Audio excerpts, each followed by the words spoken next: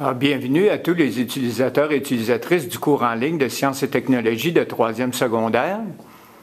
Alors, je veux partager avec vous un petit truc d'étude que j'ai fait avec une classe. Et vous voyez ici le tableau vert du local.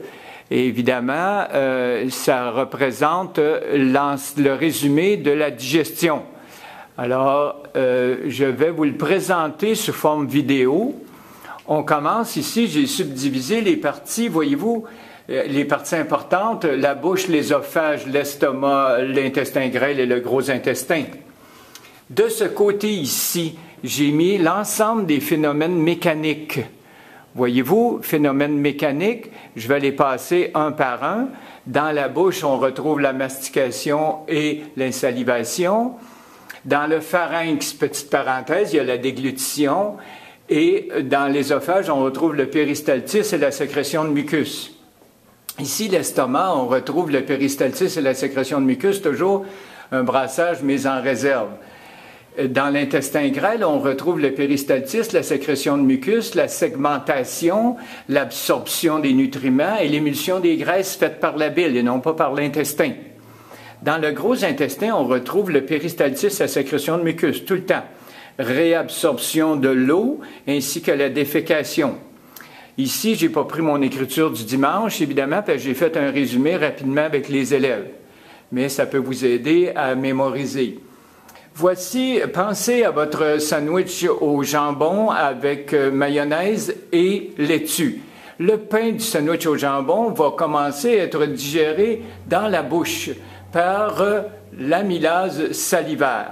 Donc, l'amidon va être transformé en maltose par cette enzyme-là. Il sera de passage seulement dans l'œsophage et l'estomac. Au niveau de l'intestin grêle, on retrouve ici deux glandes importantes. On retrouve le pancréas ainsi que les glandes intestinales. Le pain va continuer à être digéré par l'amylase pancréatique qui fait exactement la même réaction que l'amylase salivaire ici, l'amidon en maltose.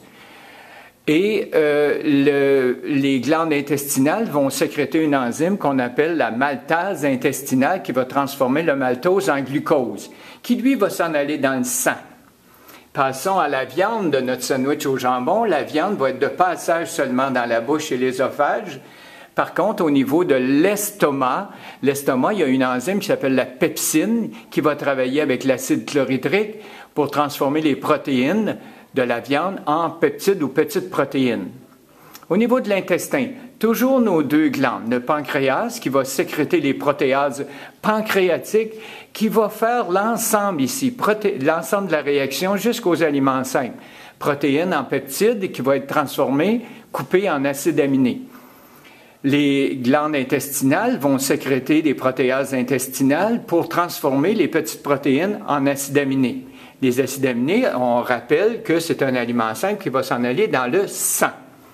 Au niveau des lipides, les lipides, la mayonnaise, vont être de passage dans la bouche, l'œsophage, l'estomac, pour arriver à l'intestin grêle. Toujours nos deux glandes, pancréas et glande intestinale. Dans le cas de la digestion des graisses, évidemment, il faut émulsionner les graisses pour les rendre en millions de petites gouttelettes par la bile, mais ce n'est pas une enzyme sécrétée par l'intestin.